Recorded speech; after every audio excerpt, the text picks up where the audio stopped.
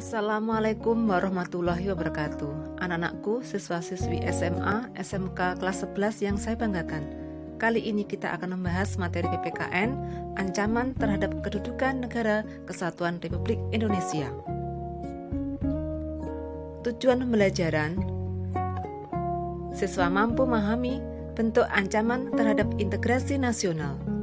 Siswa mampu mengetahui cara mengatasi berbagai ancaman terhadap Iboleksos Putuhanengkam dalam membangun integrasi nasional. Sebab pembahasan yang pertama adalah ancaman terhadap integrasi nasional.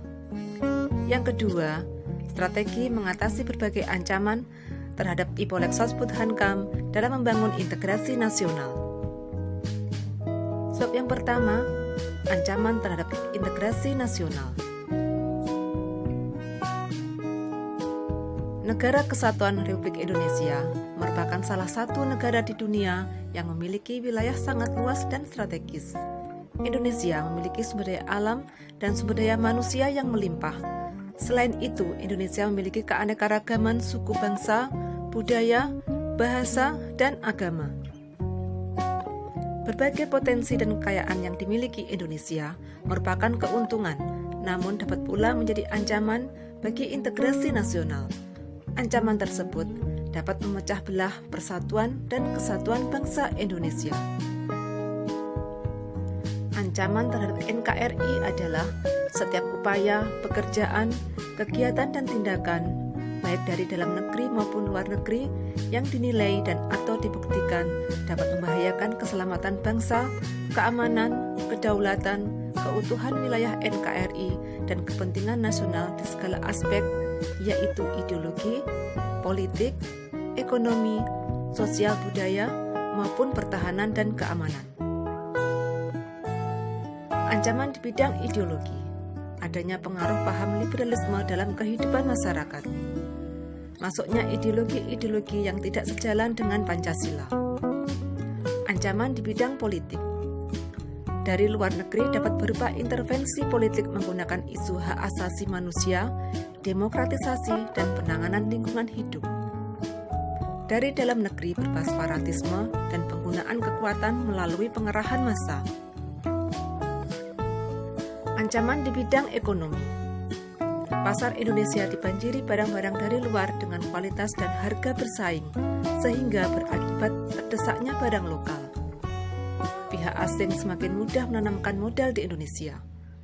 Persaingan bebas mendorong monopoli perdagangan, angka pengangguran meningkat, memperburuk prospek pertumbuhan ekonomi jangka panjang. Ancaman di bidang sosial budaya: pola hidup konsumtif, sikap hedonisme, sikap individualisme, munculnya gejala westernisasi, semakin memudarnya semangat gotong royong, solidaritas, kepedulian terhadap sesama dan kesetiakawan sosial, serta lunturnya nilai-nilai keagamaan. Ancaman di bidang pertahanan dan keamanan: wujud ancaman di bidang pertahanan dan keamanan berbentuk ancaman militer yang bisa meliputi agresi, pelanggaran wilayah, pemberontakan bersenjata, sabotase, spionase, teror bersenjata, dan ancaman keamanan laut dan udara. Sebab yang kedua adalah strategi mengatasi berbagai ancaman. Anak-anakku sekalian, strategi nasional adalah suatu rangkaian kerangka rencana serta tindakan yang disusun dan disiapkan dalam rangkaian tahapan di mana masing-masing merupakan jawaban terhadap tantangan baru yang mungkin terjadi sebagai akibat dari langkah sebelumnya. Strategi nasional di bidang politik: penerapan demokrasi dalam kehidupan masyarakat, pelaksanaan kebebasan dan keterbukaan yang berpedoman pada hukum ataupun norma lainnya, perlindungan dan penegakan hak asasi manusia. Strategi nasional di bidang ekonomi: sistem ekonomi harus sesuai dengan amanat pasal 33 Undang-Undang Dasar Negara Republik Indonesia tahun 1945, yaitu demokrasi ekonomi atau ekonomi kekeluargaan. Pengembangan ekonomi berbasis pertanian: industri mengutamakan bahan baku lokal, perekonomian berorientasi pada peningkatan kesejahteraan rakyat, dan tidak bergantung pada badan-badan multilateral seperti IMF, Bank Dunia, dan WTO. Strategi nasional di bidang sosial budaya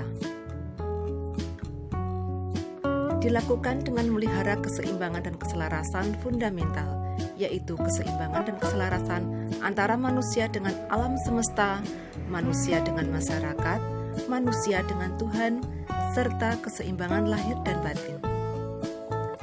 Kesadaran akan perlunya keseimbangan dan keserasian melahirkan toleransi yang tinggi sehingga dapat menjadi bangsa yang berbineka dan bertekad selalu hidup bersatu. Strategi nasional bidang pertahanan dan keamanan meningkatkan persatuan dan kesatuan serta rasa cinta terhadap tanah air, mengembangkan upaya bela negara dengan sistem pertahanan keamanan rakyat semesta, menumbuhkan kesadaran bela negara.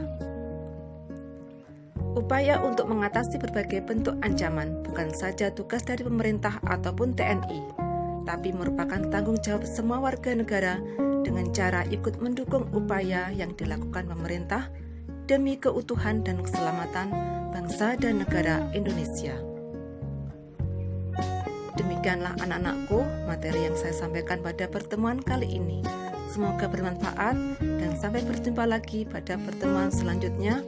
Wassalamualaikum warahmatullahi wabarakatuh.